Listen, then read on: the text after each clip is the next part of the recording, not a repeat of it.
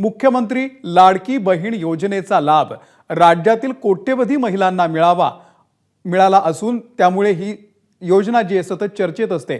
पण याच योजनेबद्दल आता एक धक्कादायक माहिती समोर आलेली आहे। बांगलादेशी महिलेनं लाडकी बहीण योजनेचा लाभ घेतल्याचं समोर आलेलं आहे। मुंबई पोलिसांच्या कारवाईमध्ये ही धक्कादायक माहिती समोर आलेली आहे। पोलिसांकडून 5 बांगलादेशी नागरिकांसह एका दलालाला सुद्धा अटक करण्यात आलेली आहे। अटक केलेल्यांपैकी एका महिलेनं लाडकी बहीण योजनेचा लाभ घेतल्याचं समोर आलंय। दक्षिण मुंबईमधील कामाठीपुरा परिसरामध्ये पोलिसांनी ही कारवाई केलेली आहे। तर खरोखरीच ज्यांना आवश्यकता आहे त्यांनाच योजनेचा लाभ मिळावा अशी प्रतिक्रिया उपमुख्यमंत्री अजित पवार यांनी दिलेली आहे।